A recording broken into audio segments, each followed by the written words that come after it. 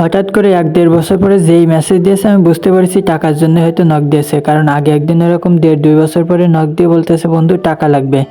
দিয়েছি সেজন্য আজকে আবার নক দিয়েছে। এরা আরকি যে বন্ধু আসলে বন্ধুই মনে করে না। খালি এরকম প্রয়োজন বোধে আরকি টাকা চায়।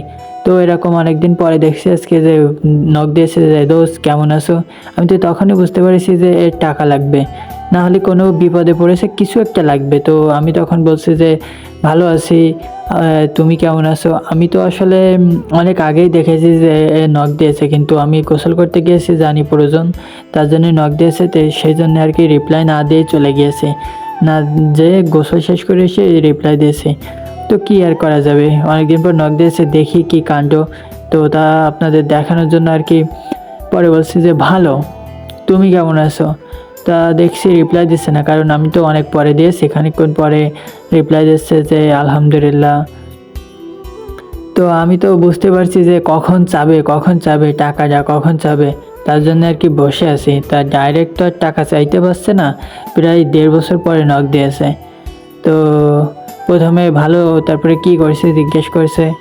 আমি তো তাড়াহুড়োয় আরকি সব উল্টাপাল্টা করে ফেলছি যে কি বলবো আমার কি বলবে না। তো বললাম বসে আছি।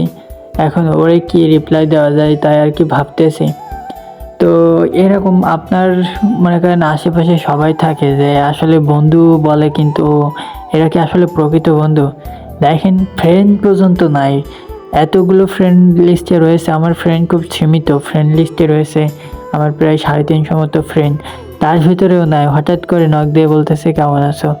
তো বললাম ভালো। এখন বসে আছি বলে দেখছি কি রিপ্লাই দেওয়া যায়। দেখি কোনোই রিপ্লাই দিচ্ছে না। হয়তো কোনো একটা কারণে ব্যস্ত আছে। অন্য কারোদের কাছে হয়তো টাকা চাচ্ছে। এরকম হয়তো ভাবতেছি বা কোনো কারণে হয়তো বিজি আছে। তো কি বলবো বুঝতে পারছি না। পুলকের আবার বলে ফেলছি যে তুমি কেমন আছো?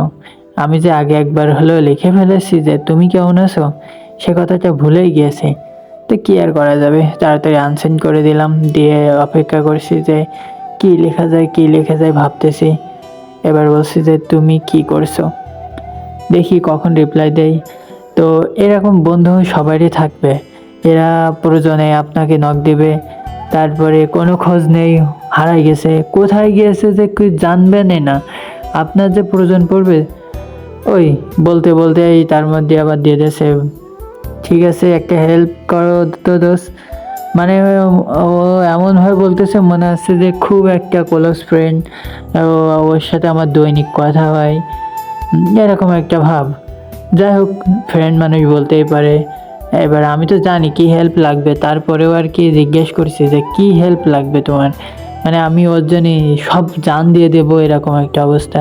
কিন্তু আসলে এসব ফ্রেন্ড কি আসলে কলিজার ফ্রেন্ড যে তাদের জন্য হেল্প করব? কি আর বলা যাবে? মানে কি আর ৫ থেকে ১০,০০০ টাকা দাও তো। আছে কি?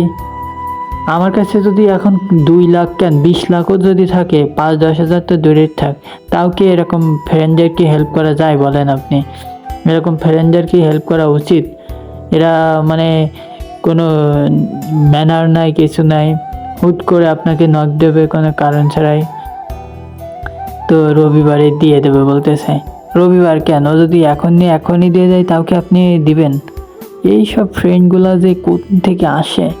আগে একদিন হেল্প চেয়েছে ওরকম ১-১.৫ বছর পরে টাকা চেয়েছে আমি টাকা দিয়েছি। দেওয়ার পরে সে যেদিন দিতে চেয়েছে অবশ্যই সেই দিনই দেয়নি। পরে দিয়েছিল তারপরেও কিছু মাইন্ড করিনি। কিন্তু এসব ফ্রেন্ডদের হেল্প করে কি হবে? জীবনে কিছুই হবে না। তখন আমি বললাম যে সরি আমার কাছে নাই। তাই ছাড়া তো আর কিছু বলার নাই। তো আমি এটাই বলতে চাচ্ছি যে এরকম কিছু ফ্রেন্ড সবার ফ্রেন্ড লিস্টে থাকে। কোনো কথা নেই বার্তা নেই আপনাকে এসে বলবে যে টাকা দাও, হেল্প করো, ইয়ে করো, কোনো খোঁজ খবর